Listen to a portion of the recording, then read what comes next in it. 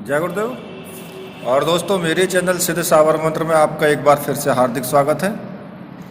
और देखिए, आज मैं आपके लिए जो जानकारी लेकर के आया हूँ वो कुछ विशेष प्रकार के जो शब्द हैं हमारी पूजा पाठ में, जो उन शब्दों का प्रयोग होता है और वो जो क्रियाएं हैं वो की भी जाती हैं। तो उन क्रियाओं को समझाने के लिए आज ये वीडियो मैं बना रहा हूँ, क्योंकि काफ़ी मेरे व्यूवर्स ने रिक्वेस्ट मुझसे किया था कि ऐसे किसी, जैसे कि मर्जन होता है, तर्पण होता है, या फिर जो दूसरे और भी ऐसे शब्द हैं कि जिनको वास्तव में उनका जो साधनात्मक जो शब्द का जो अर्थ है वो समझ नहीं पाते हैं कई बार, कैसे किया जाता है ये सब। तो उसी विषय पर मैं आज ये वीडियो दे रहा हूँ, और ये वीडियो आप सभी के लिए बहुत लाभदायक है। इसलिए वीडियो को पूरी देखना, स्किप मत करना बिल्कुल भी, क्योंकि अगर आप स्किप कर दोगे तो फिर आपको समझ में नहीं आ पाएगा, ये जानकारी आपके हाथ से निकल जाएगी।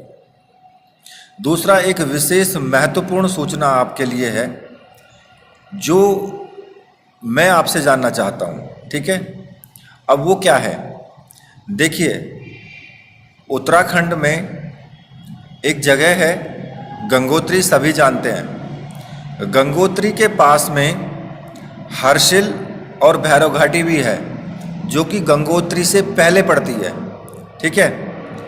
और इन दोनों जगह के बीच में, हर्षिल और जो भैरव घाटी है उसके बीच में एक गांव है।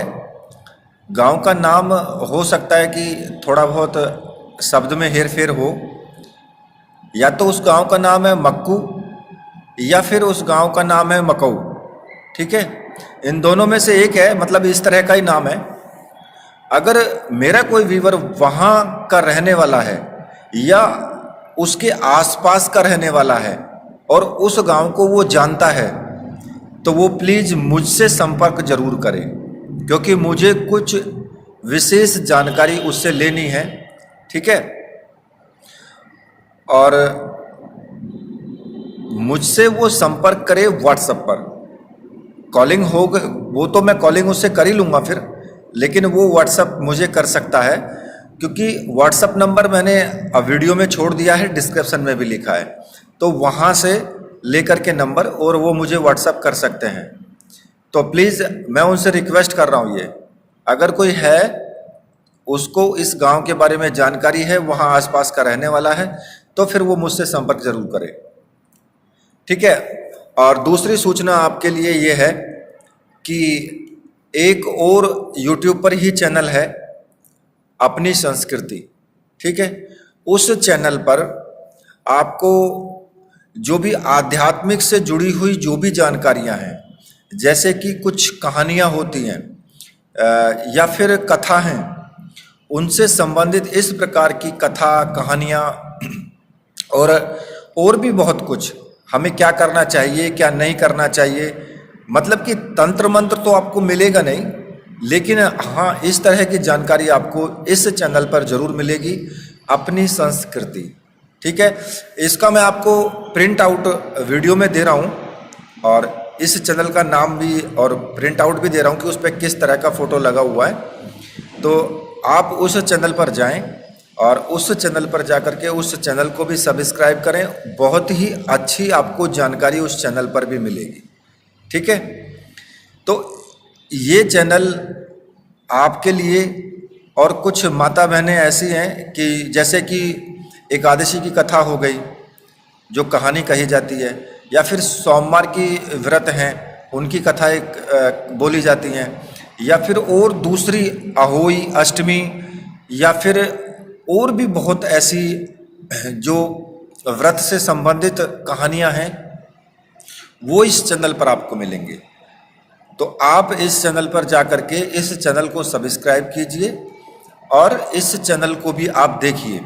मैं अपने व्यूवर्स से रिक्वेस्ट कर रहा हूँ, जिससे कि ये चैनल ग्रोथ ऊपर करे और इस चैनल से आप सभी को भी लाभ हो। ऐसा नहीं है कि सब कुछ तंत्र मंत्र में ही होता है। कुछ लोग, देखिए, तरीका अलग अलग होता है सबका।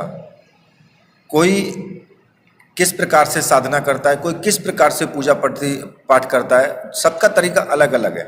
कुछ लोग व्रत करते हैं, वो भी उनका तरीका है कि भगवान को प्रसन्न करने का, उनकी कृपा प्राप्ति लेने का। तो हर प्रकार से आपको करनी चाहिए। तो इस चैनल पर आप अच्छे से आपको जानकारी दी जाएगी, ठीक है। अब दूसरी बात आती है कि जो भी व्यूवर हैं मेरे, उनसे मैं रिक्वेस्ट करूंगा, या फिर नए व्यूवर हैं उनसे भी मैं रिक्वेस्ट करूंगा कि बेल के बटन को जरूर प्रेस कर लेना। देखिए, सब्सक्राइब तो आप चैनल को कर ही रहे हैं, लेकिन बेल के बटन को भी प्रेस इसलिए कर लेना कि जब मैं वीडियो डालता हूं तो उसका नोटिफिकेशन आपको तुरंत मिल जाएगा और उस वीडियो को आप देख पाओगे। अगर आप बेल के बटन को प्रेस नहीं करोगे तो फिर उसका नोटिफिकेशन नहीं मिलेगा जो मैं नई वीडियो डेली अपलोड करता हूँ, और वो वीडियो फिर आपको पता नहीं कब की कब मिलेगी, कुछ पता नहीं है, क्योंकि वो फिर नीचे आ जाती है तो आप नहीं उसको खोज पाएंगे फिर, ठीक है। तो अब मैं आपको अपनी इस वीडियो में जो साधना के बीच में आम बोलचाल की भाषा में कुछ ऐसे शब्दों का प्रयोग करते हैं कि उनका सही अर्थ हमें ज्ञात नहीं है, लेकिन वो साधनात्मक क्रिया विधि से संबंधित अनेक प्रकार के ऐसे शब्द हैं और कोई ना कोई पूछ ही लेता है, जैसे कि अगन्यास क्या होता है, करन्यास क्या होता है, या फिर और दूसरी मानसिक पूजा पद्धति है। तो सबसे पहला जो आता है, मैं आपको बता रहा हूं कि मानसिक पूजन होता है, ठीक है। कुछ लोग कहते हैं ना कि भाई मानसिक पूजन कर लेते हैं। तो अब मानसिक पूजन क्या होता है? देखिए, जो बाह्य पूजन होता है, जैसे कि हम कुछ फूल चढ़ाते हैं, दीपक जलाते हैं, टीका लगाते हैं, वो सब हम बाह्य पूजन में करते हैं कि भाई हमने टीका भी लगाया, फूल भी चढ़ाए, वो हमने किया, ठीक है। तो इसको क्या बोलते हैं? इसको एक तरीके से द्रव्य यज्ञ बोलते हैं। अब उसमें भी पंचोपचार पूजन होता है, दसोपचार पूजन होता है, षोडशोपचार पूजन होता है। इसके अनेक प्रकार के ऐसे भेद हैं, लेकिन मानसिक पूजन में केवल आपको भावना देनी होती है बस, या चिंतन देना होता है, उस सामग्री की कल्पना करनी होती है, आंख बंद करके मन में सोच करके ऐसा सोचते हैं कि हमने उस देव को टीका लगाया है, हमने उस देव को पुष्प चढ़ा दिए हैं, मतलब अपने मन में उस चीज की भावना लानी है और उसका चिंतन हमें करना है कि हमने वो सामग्री प्रभु को चढ़ा दी है।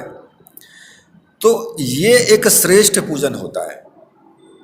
वैसा तो हम करते ही करते हैं, लेकिन मानसिक भी हमें करना चाहिए, लेकिन इसका अभ्यास होना बहुत जरूरी है कि हमने सोचा कि हमने पुष्प चढ़ा दिया, तो हम ऐसा महसूस करें कि हम आंख बंद करके कि हम देव को पुष्प चढ़ा रहे हैं, ठीक है।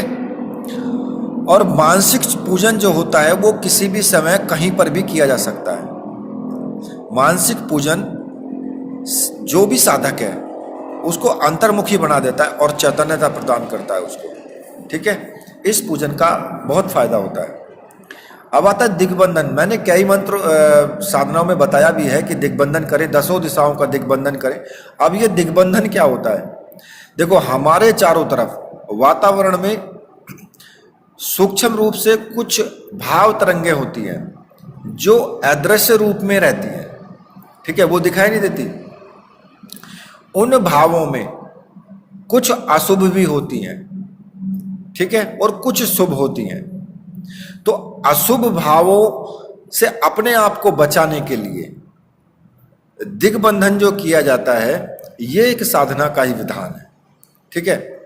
और इस क्रिया के माध्यम से साधक के मन में एक तो दृढ़ता और शक्ति का संचार होता है। भाई, हमने दिग्बंधन कर दिया तो हमें पूर्ण विश्वास होगा कि भाई हाँ, दिग्बंधन हमने कर दिया और इसके बाद हमें किसी भी तरह की कोई भी प्रॉब्लम नहीं होगी।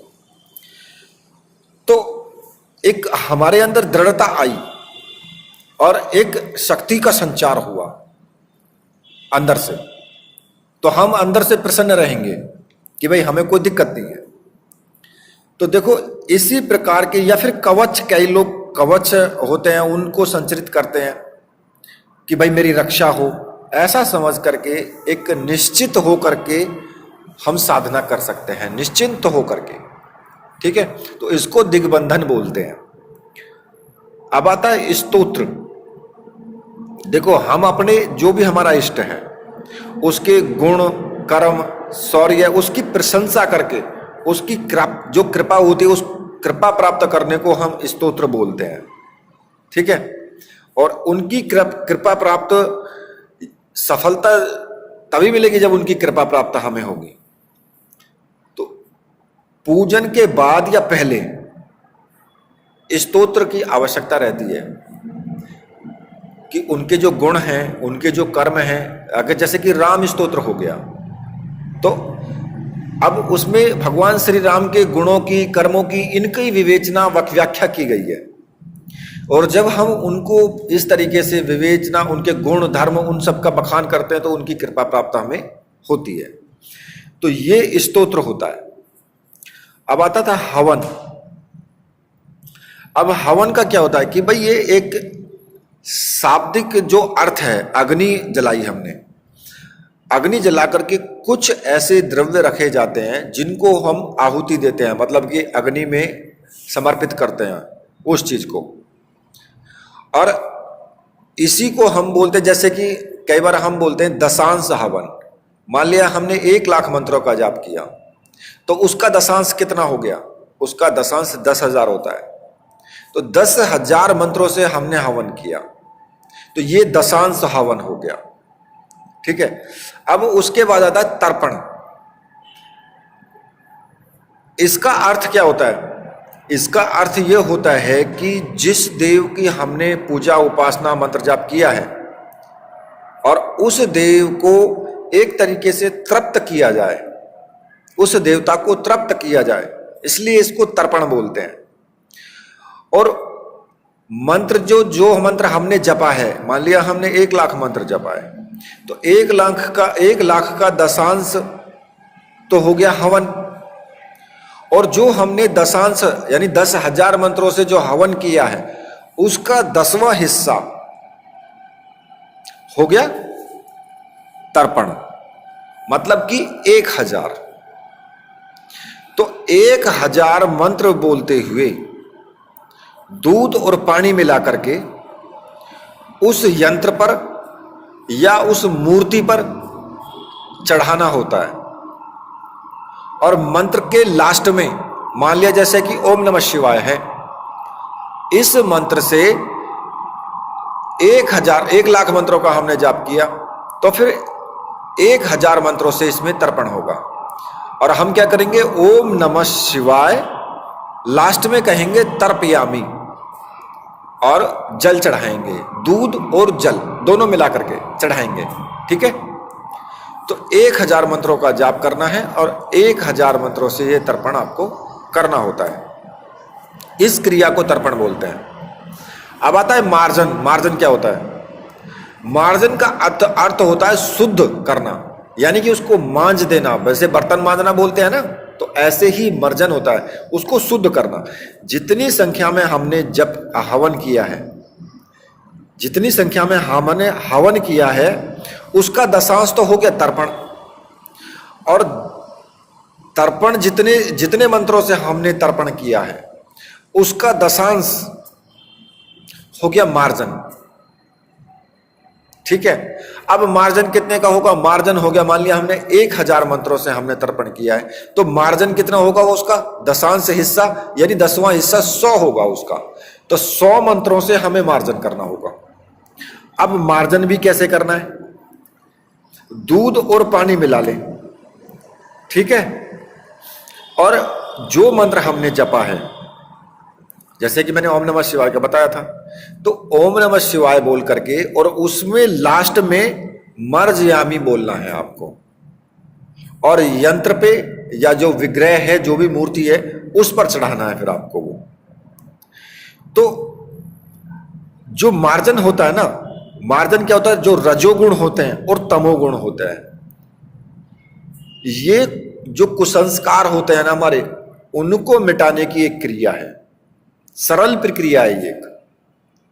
क्योंकि जब तक ये कुकर्म या कुसंस्कार जो हमारे होते हैं ना, ये समाप्त नहीं होंगे, तब तक किसी भी साधना में सफलता संभव नहीं होती है।